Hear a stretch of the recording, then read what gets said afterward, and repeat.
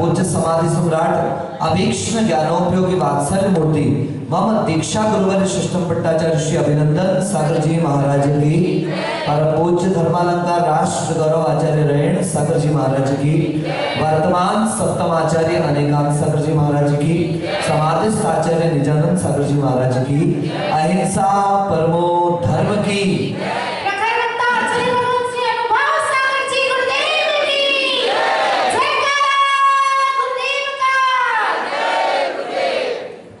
पहले भी कहा है, आज भी कह रहे थे, बार बार दिन ये आए और बार बार दिल ये गाए, ये दुआ नहीं बंधुओं, बद्दुआ है। ये कोई शुभ संकेत नहीं, किंतु अशुभ का एक निमंत्रण है। प्रतिदिन प्रति समय आप और मैं स्वयं, मैं तो मूल रूप से और आप परंपरा से। मूल रूप से इसलिए क्योंकि मैं साक्षात मोक्ष मार्ग पर चल रहा हूं और आप उन मोक्ष मार्ग पर चलने वालों के साथ चलकर, उनके पीछे चलकर उनका सहयोग करते हुए परंपरा से मोक्ष के मार्ग पर चल रहे हैं। जिनका सामर्थ्य होता है वे अपने जीवन को उठाते हुए साक्षात मुक्ति के मार्ग पर चलते हैं, और जो अपने सामर्थ्य को अभी बहुत अच्छे तरीके से उद्घाटित नहीं कर पा रहे हैं वे उन संतों के पीछे लग जाते हैं। सच है, किसी को दिल्ली जाना है, चीटी है, बहुत छोटी सी चीटी है, कैसे दिल्ली पहुंचेगी? कुछ नहीं करना है, उसे दिल्ली चढ़ जाने वाले के सूटकेस में चढ़ जाना है। वो सूटकेस जाएगा, वो उसके साथ साथ दिल्ली भी पहुंच जाएगी। ऐसे आप भी नहीं चल पा रहे हैं, नहीं बढ़ पा रहे हैं, नहीं कमंडल दिखाने को तो ले आए हो पर नहीं ले पा रहे हो, तो कम से कम इतना ही कर लो कि जो कमंडल वाले हैं, जो पीछे वाले हैं, उनके साथ साथ लगते चले। गा तो दिया जय विजय ने बड़े अच्छे से बार बार दे दिया है, सोच रहा था महाराज बड़े खुश होंगे। है नहीं नहीं, खुश नहीं होंगे, आप सुधारो। अब साधु की सभा में अगर किसी के जन्मदिन की शुभकामनाएं दी जाए तो एक ही शब्द, एक ही वाक्य और एक ही गीत जो मैं आपको शुभकामना देता हूं, हो संयममय जीवन नाधि व्याधि हो सही, बोलो सब सही तो शुभकामना आप देंगे अपन। हो संयममय जीवन नाधि व्याधि है, बस यही तमन्ना है तेरा मरण समाधि हो। ये शुभकामना है, ये शुभ भावना है, ये शुद्ध भावना है, ये सत्य भावना है कि जब तक चाहे वो राजमल हो, चाहे वो पवन हो, चाहे वो चंद्रमा चंदा, जो भी कह सकते, और आप सब भी क्यों ना हो, जिसका जन्मदिन आएगा, मेरी यही शुभकामना है कि जब तक आपका जीवन हो वो संयममय हो, ना आदि हो, दिमाग टेंशन में नहीं रहे, मन में कोई विकल्प नहीं रहे, दिमाग में कोई संकल्प विकल्प ना रहे, प्रशस्त रहो, प्रसन्न रहो। तो व्याधि मतलब शरीर में भी कोई रोग। देखो हमारे राजमल की बहन, मैंने कल आपसे कहा था, किस पीड़ा से गुजर रही है, किस तकलीफ से गुजर रही है। वो ऐसी महिला धर्म ध्यान करके जीवन गुजारा, शरीर इस प्रकार की वेदना में है। पिछले वर्ष मनोरमा किस प्रकार की वेदना को सहन करते हुए अपना जीवन गुजार रहे हैं। हम इस जन्म मरण के लिए नहीं आए संसार में, हम इस रोग मृत्यु के लिए नहीं आए संसार में, हम इस बुढ़ापे जवानी के लिए नहीं आए संसार में। हम संसार में आए हैं कि जन्म मरण के सत्य को समझ जाएं और अपने जीवन को संभालने का पुरुषार्थ कर सकें। हमने तो आज तक किसी को जन्मदिन मनाने की अनुमति नहीं दी, और आपको खड़े होने दिया। पूछो पवन जी क्यों? पूछो ना, इसलिए क्योंकि तुम संतों के पीछे लगे, इसलिए क्योंकि संतों की वैयारत्व में लगे हो। नहीं तो मैंने तो किसी को आज तक यहाँ कोई हैप्पी बर्थडे कहते मेरे सामने कह के तो दिखाओ। हाँ, आगम विरुद्ध शब्द तो कहने नहीं तू। सीखो, वो कहो, वो बताओ, वो बोलो जो मेरे आगम के साथ चलता हो, हमारे आगम के अनुरूप चलता हो। आज का सूत्र भी यही है, आप तो पक्य मनुल्लंघ्य मत श्रेष्ठ विरोध कहा, विरोध कम तत्वोपदेश कृत सार्वम शास्त्रम कापत घट्टन। कापत का मतलब हुआ करता है बुरा मार्ग। कापद का मतलब है मिथ्यात्व का मार्ग, मिथ्या दृष्टियों का मार्ग। उस कापद को घटाने वाला, कापद के पंथ को हिला देने वाला जो होता है वह सम्यक्त्व का मार्ग है, आप्त द्वारा कथित मार्ग है। और वो आप्त कौन? आज मैं सुबह से मैंने पवन से सबसे पहले पूछा, अश्विन और पवन भाई सुबह कमरे में आए, बोले महाराज 3 जन्मदिन खास खास, सब सीनियर सिटीजन। क्या क्या बोले? हाँ मतलब ऊपर निकल गए।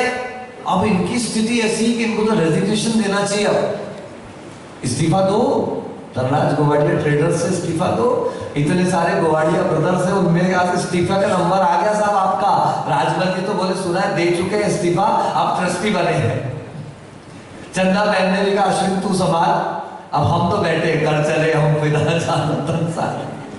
मैंने इनसे सुबह पूछा अश्विन से, पवन भाई के सामने, इनकी उम्र कितनी होगी, कौन सा परसेंट, कोई जवाब नहीं दिया। दूसरी बार मैंने पूछा, कोई जवाब नहीं दिया। तीसरी बार पूछा, कोई जवाब नहीं दिया। अभी मैंने धीरे से 5% में कितने हो गए बताओ तो भी इन्होंने कोई जवाब नहीं दिया। हाँ वो कह रहे हैं how much you live is not important. बोलो क्या कहा? सीख लो अंग्रेजी सीख लो। बोला how much you live is not important but how you live is important.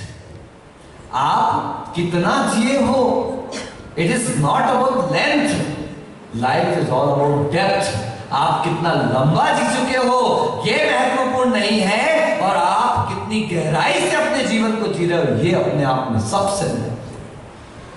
किसी की 100 वर्ष की जिंदगी में कुछ नहीं होता, किसी की 100 वर्ष की जिंदगी में कुछ नहीं होता, किसी की कुछ दिनों की जिंदगी 100 काम होती है। आचार्य कुंद देव, और सुनो सुनो, भगवान महावीर स्वामी 72 साल की उम्र, कितने साल की उम्र? अभी 2600 गुजर गए तो भी महावीर महावीर महावीर महावीर का नाम चल रहा है। How much is not important, how you live is important. मैं कितना जीता हूं ये महत्वपूर्ण नहीं है, मगर मैं कैसा अपने जीवन को जी करके गया हूं, कैसा अपने जीवन को जी रहा हूं, ये अपने आप में बहुत महत्वपूर्ण हुआ करता है। भले ही जन्म दिवस इनका है, लेकिन समझना हम सबको है कि सच में कितना सौभाग्य है आप लोगों का कि जिस जगह पैदा हुए यार, क्या पुण्य लेकर के आए हो। सोचिएगा, 3 लोक का नक्शा पढ़ रहे हो, आप ऊर्ध्वलोक में पैदा नहीं हुए, आप अधोलोक में पैदा नहीं हुए, पुण्यशाली जीव हो। कहां पैदा हुए? मध्य लोक में पैदा हुए। इसमें भी स्वयंभू रमण में पैदा नहीं हुए, इधर उधर के द्वीप समुद्रों में पैदा नहीं हुए। आप महापुण्यशाली, आप 2.5 द्वीप में पैदा हुए। उसमें भी सुनो, लवण समुद्र में पैदा नहीं हुए, कालू नदी में पैदा नहीं हुए, उधर कुंभो भूमि में पैदा नहीं हुए, पुष्कर के उधर पैदा नहीं हुए। पुण्यशाली जीव जम्बू द्वीप में पैदा।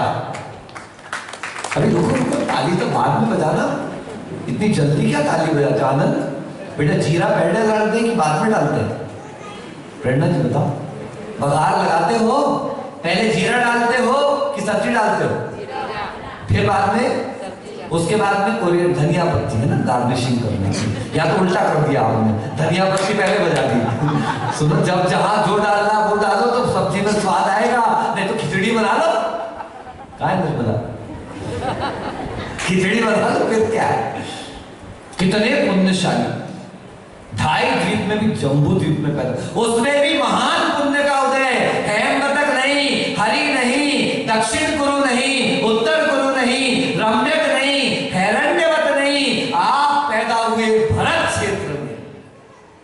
इसमें भी पुण्य का तीव्र उदय। भरत क्षेत्र के 6 खंड, 5 म्लेच्छ और 1 आर्य खंड। आप म्लेच्छ खंड में पैदा नहीं हुए। पढ़ने को कुछ तो मजा आ रहा है कि नहीं आ रहा है? आर्य खंड में पैदा हुआ। आर्यति आर्य, शुभ शुद्ध गुणानाम अर्यति, अच्छे श्रेष्ठ उत्तम गुणों को प्राप्त करते हैं, उत्पन्न करते हैं, उद्घाटित करते हैं, प्रकाशित करते हैं, उनको आर्य कहा जाता है। उसमें भी सुनो, पुण्य यूरोप में पैदा नहीं हुए हैं, दक्षिण अफ्रीका में पैदा नहीं हुए, उधर अमेरिका पैदा नहीं हुए। आप सबका महान पुण्य शेखर भाई भारत में पैदा हुए। कहां? भारत में पैदा हुए। इस भारत में भी महान पुण्य का उदय। कश्मीर में नहीं हो कब गोली चल जाए, गंगानगर में नहीं हो कब बम गिर जाए। सोचिएगा कितने पुण्य का उदय। ना कश्मीर, ना कन्याकुमारी, ना इधर ना उधर। एशिया में भी महान पुण्य था। श्रीलंका में पैदा नहीं हुए, पाकिस्तान में पैदा नहीं हुए। नहीं तो देखो मंदिर तोड़ रहे हैं, मूर्तियां तोड़ देते हैं। अरे आदमी को तोड़ देते, बाकी तोड़ने की तो क्या बात है। यहां भी पैदा हुए तो कश्मीर में नहीं, कन्याकुमारी में, पश्चिम बंगाल जाओ, पश्चिम बंगाल, गुवाहाटी, असम, मुनिराजों को विहार का निषेध अगर करते हैं तो अंधेरे में विहार करो, उसमें भी पूरा पुलिस प्रोटेक्शन के साथ चारों तरफ से घेरे हो, तभी आप बाहर जा सकते। अभी 2-3 साल पहले पांडिचेरी चतुर्मास हुआ था, हमारे एक बड़े मित्र महाराज का।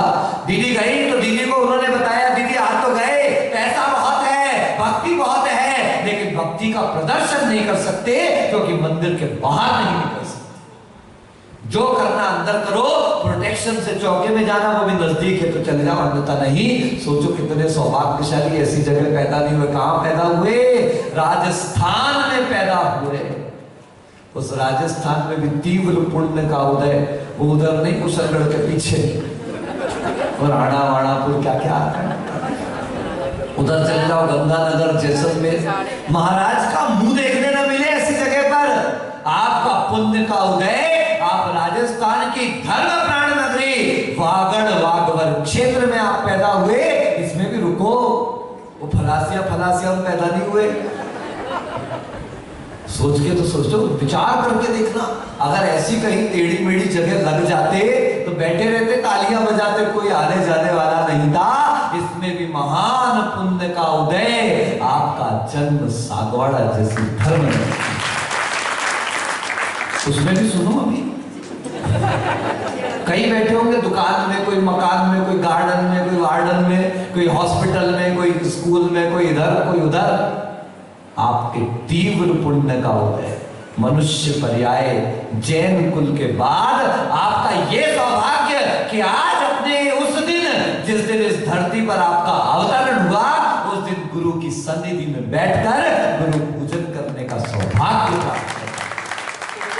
हर किसी को यह पुण्य प्राप्त नहीं हुआ करता। कई आते हैं और कई नहीं, सब आते हैं और सब चले जाते हैं। याद रखना, मृत्यु का रक्तिम महावम एक दिन सबको रचेगा। जिंदगी वो जहर है जो सिर्फ पीने से बचेगा। और गणित क्रम इस सृष्टि का भी अटपटा है मित्र मेरे। जाएगा हर एक, फिर भी यहां सब कुछ बचेगा। मरना सबको है, लेकिन रहना भी सबको है। द्रव्य कभी नष्ट नहीं होता, वो तो आप थे, आप हो और आप रहोगे, लेकिन ये पर्याय विनाश को प्राप्त हो जाती है। इसलिए सम्यक ज्ञानी, इसीलिए सम्यक दृष्टि प्रभु के चरणों में आकर के सबसे पहले क्या चढ़ाता है? हे प्रभु, अनादिकाल से जग में स्वामी, जल से शुचिता को माना, शुद्ध निजातम सम्यक रत्न त्रय निधि को, अब निर्मल रत्न त्रय जल ले, श्रीदेव शास्त्र गुरु को ध्यान। आता मुझे याद है। ओम ह्रीम देव शास्त्र गुरुभ्यो, ओम ह्रीम श्री मुनिंद्रेभ्यो, ओम ह्रीम, ऐसा कह कर पहला द्रव्य चढ़ाते हो। क्या? जन्म जरा मृत्यु विनाशनाय जन्म निर्वपामिति सहा। और यहाँ पे चालू हो गया विजय भैया, बार बार दिल ये आए, बार बार दिल ये गाए, तुम मरो हजारों। जियो तो मरो के बिना। हाँ तो बोलो, मैं बोलू ना, आप बोल दिया करो। आप बोलते हो तो मुझे संतोष हो जाता है। मैं रोज कहता हूं से, आप बोल दिया करो। कोई बोले ना बोले, इनने बोला और मुझे संतोष हुआ। देखो मुझे संतोष दे दो। क्या कलश लेने वाले से कुछ नहीं होता, संतोष दे दो।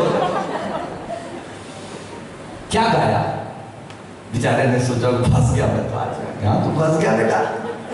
अब धर्म सभा में गाना, अरे दुआ दो पवन भाई, कोई इतने अच्छे धर्म ध्यानी जीव है। राजमल देखो ट्रस्टी, अभी तो हमारा चतुर्मास चल रहा है, ट्रस्टी का ध्यान रखना पड़े भैया। ऐसी दुआ दो कि बार बार इस संसार में पलट करके ना आना पड़े। जब भी मरण हो तो हे भगवान ऐसा मरण हो, ऐसा सुमरण हो, ऐसा समाधि मरण हो कि मरण का ही मरण हो जाए। ये वास्तविकता में सच्ची सच्ची सच्ची सद्भावना है।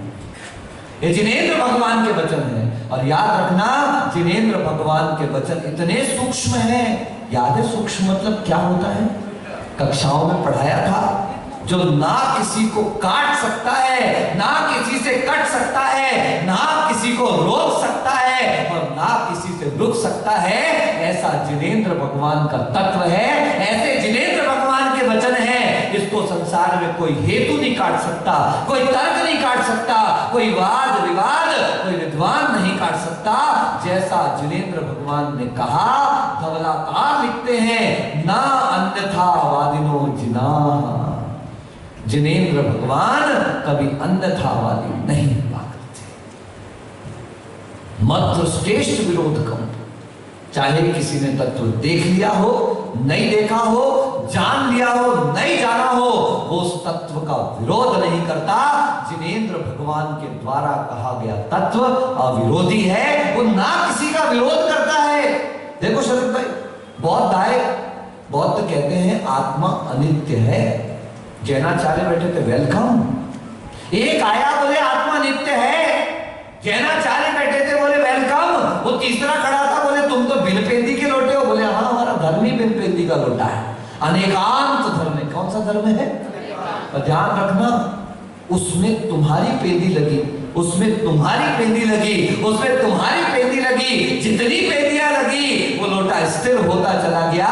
क्योंकि एक आंख से देखने पर कभी भी हमको तत्व दिखाई देने वाला। मैं आपकी बात को स्वीकार करता हूं, क्योंकि जिनेंद्र भगवान का तत्व अनेकांत तत्व है। कैसा है बोलो? अनेकांत दृष्टि है। किसी भी एक बात को एक पक्ष से कह देना मिथ्यात्व है, किंतु मेरा तो है, आपका भी है। बौद्धों ने कहा अनित्य है। हाँ, There is nothing stable। कल नहीं परसों आपसे कहा था, भोग में रोग का भय है, प्रेम में वियोग का भय है, संबंध में विच्छेद का भय है, सुख में खेद का भय है, मित्रता में भेद का भय है, राज्य के नाश का भय है, संपदा के विनाश का भय और आयु के सर्वनाश का भय। There is nothing stable। संसार मिटने के अलावा कुछ नहीं। देख लो ना, अभी नहा के आए थे, अब भी 2 घंटे 3 घंटे हुए होंगे। नटवर भाई सुनो जरा, कहां गया वो? उड़ गया परफ्यूम है अपना, जो अंदर से आ रहा वही परफ्यूम। ये शरीर का स्वभाव इसलिए क्या कहा गया? अनित्य है। लेकिन इतना सब होने के बाद भी आत्मा कभी नष्ट नहीं होती, इसलिए उसी समय वही आत्मा नित्य भी है। और चूंकि प्रति समय पर्याय का परिवर्तन चल रहा है, इसलिए आत्मा अनित्य भी है। उनको भी स्वीकार कर लिया, अपनी भी बात रख ली। और जब ऐसा रख लिया, यहीं से जैन धर्म का प्रादुर्भाव हुआ, जो किसी भी प्राणी को हिंसा उत्पन्न नहीं करता, किसी भी प्राणी को कष्ट नहीं देता। मेरा भी और तेरा भी। और तो और आगे अध्यात्म कहता है, सुन, न तेरा न मेरा, ये दुनिया एक रहन। रोज कहती थी बेटे से, बेटा गाड़ी धीरे चलाया कर, जीवन ज्यादा कीमती है, गति उतनी कीमती नहीं है। लेकिन बच्चे को तो स्पीड थी, जोर से चलना है, फास्ट भागना है, जल्दी पहुंचना है। पहले के आदमी पैदल चलते थे तो भी शांति से जीते थे। अब के तो जितने देखो ना, जिनके पास औकात नहीं थी, उनके हाथ में गाड़ियां हैं। पहली बात तो आज मना रहे दिवस, नहीं थी वो गाड़ियां ऐसे लेके चलते कि तुम्हारी अब औकात उनसे नीचे हो जाएगी। वे तुमको धक्का मार जाए तुम कुछ नहीं कह सकते, वो तुमको झटका मार जाए तुम कुछ नहीं कह सकते। और देखो तो स्पीड, और वो देखो कहा, जो ना माने बड़ों की सीख, ले कटोरा मांगे भी। पूरा बोलो। आपके यहाँ तो कहावतें चलती नहीं। बुंदेलखंड आओ कभी, हम चलेंगे तब चलना, हमारे साथ यात्रा करेंगे।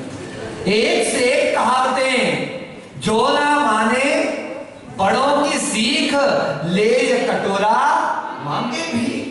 नहीं माना, हो गया एक्सीडेंट, पलट गए भाई साहब। बस खबर पहुंची घर पर, वो देह पड़ी हुई है बिल्कुल, मां को विश्वास ही नहीं, मर ही नहीं सकता। महाराज ने आशीर्वाद दिया था, मर ही नहीं सकता।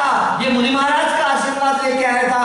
महाराज ने कहा था वीर्या दीर्घायु भव, महाराज ने कहा था स्वस्थ रहे, लंबा जीवन जिएगा। मैं भी कह रहे थे ना, बार बार दिन आए, साल के दिन हो 50,000, पता नहीं क्या क्या क्या क्या क्या। भैया गई भागी सीधे मुनिराज के पास। महाराज आप झूठ बोलते हो। मैंने क्या झूठ बोल दिया? आपने कहा था लंबी आयु होगी, आपने कहा था दीर्घ आयु होगी, मेरे बच्चे के साथ ऐसा ऐसा हो गया, मैं कुछ नहीं जानती, आपके वचन है, आप मेरे बच्चे को जिंदा कर दो।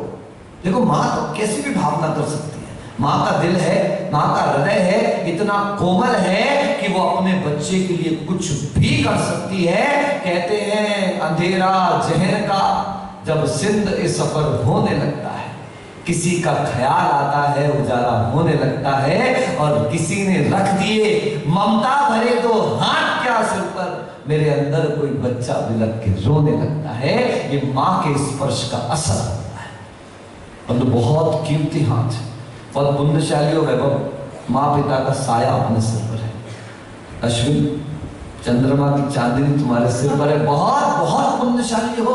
उन बच्चों से पूछो जिनके माँ बाप नहीं हुआ करते, तरस जाते हैं वो ममता के लिए, तरस जाते हैं ममता के आंचल के लिए। आज हमारे सिर पर माता पिता का हाथ है, उनका सपोर्ट है, उनका समर्थन है, उनका साथ है। हमें लगता है कई बार अरे हम अपना स्वतंत्र जी नहीं पा रहे, हम खुल के जी नहीं पा रहे, लेकिन बहुत दिनों बाद पता चलेगा जब वो नहीं होंगे कि उनका बंधन था, उनका साथ था, तो हम संयम के साथ चलते रहे और अपने जीवन में विकास करते रहे। ये दिया जल रहा है, अभी बुझ गया, और वो देखो वो अंदर का दिया जल रहा है। क्यों? जिस दिए के चारों तरफ चार दीवारी थी, वो दिया अभी भी सुरक्षित है। और जिस दिए के चारों तरफ बंधन नहीं था, संयम नहीं था, पर्दा नहीं था, आवरण नहीं था, रोक टोक नहीं थी, उस दिए के लौ को बुझने में ज्यादा देर लगने वाली। ये माँ बाप के साथ का असर हुआ करता है। जो सजा तेरे साथ कटे वो सजा सजा नहीं लगती। कीर्ति भाई, अभी कुछ साल पहले ईरान इराक में एक हमला हुआ था, बहुत दिन हो गए, मैं न्यूज़पेपर में वो फोटो देखा, मैंने विशेष फोटोग्राफ था। एक पुरुष अपने 3 बच्चों को लेकर भाग रहा है क्योंकि पीछे बम विस्फोट रहा है। किसी पत्रकार ने फोटो लिया, पीछे बम विस्फोट, मकान उड़ गया पूरा, और सामने वो आदमी उस घर से भाग रहा है। 2 बच्चे नीचे हैं, एक का हाथ पकड़ा है, एक का दूसरे ने हाथ पकड़ा, और एक गोद में। आश्चर्यजनक, किसी ने पता नहीं उस तस्वीर पे ध्यान दिया नहीं दिया, मेरी नजर पड़ी, जो बच्चा पीछे था रो रहा था, चिल्ला रहा था।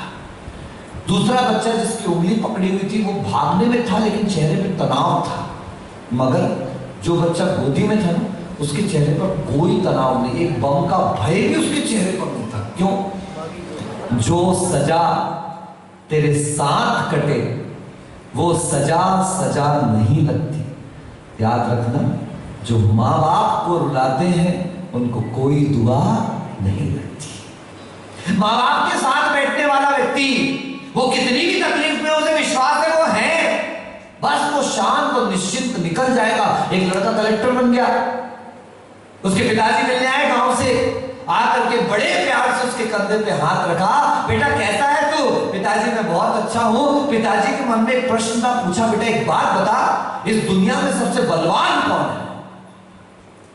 लड़का कहता मैं। पिताजी को बड़ा बुरा लगा, सारे जूते मैंने रगड़े, खाना मैंने छोड़ा, मैंने अपना सब छोड़ दिया, तू कहता तू बलवान? उसने सोचा शायद बच्चा सुन नहीं पाया, तो उसने फिर से एक बार पूछा, बेटा बता ना दुनिया में सबसे बलवान कौन है? वो लड़का फिर बोलता मैं। पिताजी की आंखें भर गई, बेटा ना देख ले, वो खिड़की की तरफ चले गए। बेटा तो समझदार था, कलेक्टर था बाहर, उसने समझ गया पिताजी दुखी हो गए, वो गया पिताजी के पास, कंधे पे हाथ रखता है पिताजी। पिताजी क्या हुआ? जैसे पिताजी पलटते, आंखें आंसुओं से भरी हुई थी, वो कहता है क्या हो गया? पिताजी कहते बेटा मैंने पूरा जीवन खर्च कर दिया, एक प्रश्न जानने के लिए, और तूने सीधे कह दिया तू, मैंने सारे जीवन मेहनत करी, बेटा सच में इस दुनिया में सबसे बलवान कौन है? तो बेटा तुरंत कहता है पिताजी आप। बोले अभी तो तू कह रहा था मैं। दूसरी बार पूछा तो बोले मैं। तो बोले पिताजी शायद आपने ध्यान नहीं दिया, जब आपने पहली बार प्रश्न पूछा, जब आपने दूसरी बार प्रश्न पूछा, तब आपका हाथ मेरे कंधे के ऊपर था, और जिस बेटे के सिर पर, जिस बेटे के कंधे पर पिता का हाथ है, वहां की छत्र छाया है, उससे ज्यादा बलवान इस संसार में कोई दूसरा नहीं हो सकता। उस माँ ने कई बार समझाया, बेटा ऐसा मत कर, वो नहीं माना। माँ पहुंच गई महाराज से लड़ने। महाराज ने कहा एक बार जो चली गई वो वापस, मैं तो नहीं जानता, मैं तो नहीं जानती, मुझे तो जान चाहिए। माँ है, माँ मानेगी कहां से? दवा करती है, दुआ करती है, जब कुछ नहीं होता तो नजर उतारती है। क्या बोले, सुना? दवा करती है, दुआ करती है, मगर मानती कहां है? जब कहीं कुछ नहीं होता तो ये वो मां है जो बच्चे की आके नजर उतार देती है। मां ने कहा महाराज मुझे तो कुछ नहीं, बस मेरा बेटा। मां ने कहा महाराज ने कहा ठीक है, जा एक काम कर, मैं ठीक कर देता हूं। एक कटोरी सरसों ले आ। भागने लगी, रुक रुक रुक, बात तो सुन। सरसों उस घर से लेके आना जिस घर में पिछले 50 साल में किसी की डेथ ना हुई। पहले घर को खटखटाया, मुझे सरसों दे दो। ले ली, हाथ में भी रख लिया। जाते जाते एकदम ध्यान आया, अरे तुम्हारे 50 साल के अंदर कोई मरा तो नहीं? बोले अभी 13 दिन पूरे करे हैं, दादाजी गए। दूसरा घर खटखटाया, पिताजी गए। तीसरा घर खटखटाया, मम्मी गई। चौथा घर खटखटाया, बेटा जवान मर गया। पांचवा घर खटखटाया, पेट में ही बच्चा मर गया। छठवां घर, सातवां घर, आठवां घर, खटखटाते खटखटाते खटखटाते आखिरी घर में पहुंची, और जैसे ही साकर पे हाथ मारने वाली थी और उतने में नजर पड़ती है बेटा सामने पड़ा हुआ है, और साकल तो खुली है। ये किसी और का घर नहीं, ये तो मेरा घर है। संसार का कोई घर नहीं कि जिस घर में किसी का मरण ना। बेटा वहीं डला है, मां मुनिराज के चरणों में पड़ी है। सरसों एक तरफ, बेटा एक तरफ, और मां एक तरफ, क्योंकि मां के ज्ञान का अंधकार मिट चुका था, ज्ञान पर ढका आवरण मिट चुका था। उसे ज्ञात हो गया था ये सारा मोह है। पता चल जाए रोड पे वो गिर के मर गए, बस 2 मिनट सही मर गया। उसके बाद कौन तुम और कौन हम, कहां वो कहां मैं, गया तो गया, अरे देख के नहीं चला होगा। और पता चल जाए घर में मेरी चाची थी, बढ़िया लता चाची, नागपुर वाले हमारे चाची होते थे। बस घर में बड़ा प्रेम वात्सल्य उनका।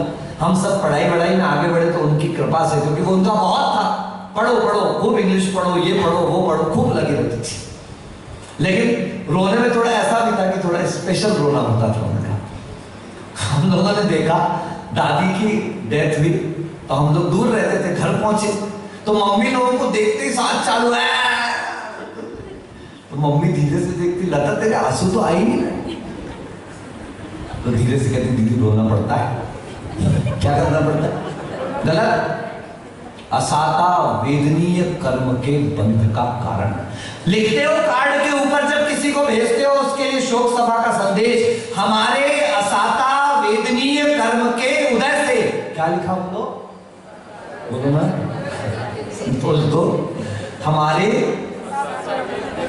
मानते हो ना, लिखते हो ना, तो जब मान रहे हो, लिख रहे हो, तो उसमें श्रद्धा क्यों नहीं है? जो हुआ है वो असाता कर्म के उदय से हुआ है, और अब रोगे, अब गाओगे तो आगे भी असाता कर्म बंधने वाला है। आगरा की तरफ चले जाओ, बुंदेलखंड चले जाओ, अगर किसी की डेथ हो जाए तो उस दिन की संध्या काल से उनके गांव में जो स्वाध्याय करते हैं, कराते हैं, ऐसे कुछ महिला पुरुष रोज शाम को वहां पर जाते हैं और वहां जाकर वैराग्य वर्धक ग्रंथों का स्वाध्याय करते हैं। क्योंकि अब सबसे ज्यादा किसकी आवश्यकता है? रोने वालों की नहीं, रुलाने वालों की नहीं, फंसाने वालों की नहीं, किंतु संसार के चक्रव्यूह से निकालने वालों की। मरण हुआ, ये संसार का सच है, उस सच को बताने वालों की आवश्यकता है। क्योंकि जो आया है वो फिर भी यहां सब कुछ रहेगा। मृत्यु का रक्तिम महाबल। एक दिन सबको रचेगा, जिंदगी वो जहर है जो सिर्फ पीने से बचेगा। गणित क्रम इस सृष्टि का भी अटपटा है मित्र मेरे, जाएगा हर एक फिर भी यहां सब कुछ बचेगा। इसलिए हम तो रहने वाले हैं, ये मरने वाला है। हम तो आने वाले हैं, ये नया मिलने वाला है। हम तो जाने वाले हैं, ये पुराना छूटने वाला है। अगर ये श्रद्धान पक्का हो गया तो ये जन्म दिवस मनाना सार्थक हो जाएगा। नहीं तो आए, आपने तो बहुत अच्छा किया। नहीं तो आजकल तो सिस्टम है, पहले थूकते हैं, फूकते हैं, फिर काटते हैं, फिर थोपते हैं, फिर चाटते। क्या बोलो ना, गलत तो नहीं बोला मैंने? पहले थूकते हैं, फूकते हैं, फिर उसके बाद थोपते, काटते हैं, फिर थोपते हैं, फिर चाटते हैं। हाय रे कुत्तों की हालत। हे भगवान, इस श्वान प्रवृत्ति से उठे और उस धर्म प्रवृत्ति की ओर जाए, क्योंकि धर्म वो महान शक्ति है जो श्वान को देव बना देता है, और अधर्म वो प्रवृत्ति है जो देव को भी श्वान बना देता है। इसी रत्न कंडक श्रावकाचार्य ने धर्म का प्रभाव लिखा। और आप तो पुण्यशाली, 3 लोक में मध्यलोक, मध्यलोक में 2.5 द्वीप, 2.5 द्वीप में जम्बूद्वीप, जम्बूद्वीप में भरत क्षेत्र, भरत क्षेत्र में आर्यखंड, आर्यखंड में एशिया, एशिया में भारत, भारत में राजस्थान, राजस्थान में वागड़, वागड़ में सागवाड़ा, और सागवाड़ा में बोर्डिंग में बैठे हो क्या नहीं। यही हमारा परम सौभाग्य है। कहते हैं संत का समागम हमारे जीवन के परिवर्तन का कारण बने तो संत समागम की सार्थकता है। बाकी संत समागम प्रभु भजन जग में दुर्लभ दोए, और सुत दारा और लक्ष्मी तो पापी के लिए। पाप का मय जीवन रहा है, पाप सही जीवन रहा, तब तो पंचम काल में आए हैं। आओ इस पाप को पुण्य में परिवर्तित करने के लिए संतों के सानिध्य को जीवन में प्रयोगकारी बनाते हैं। इन्हीं भावनाओं के साथ बोलिए आचार्य भगवान अभिनंदन सार्वजनिक महाराज की।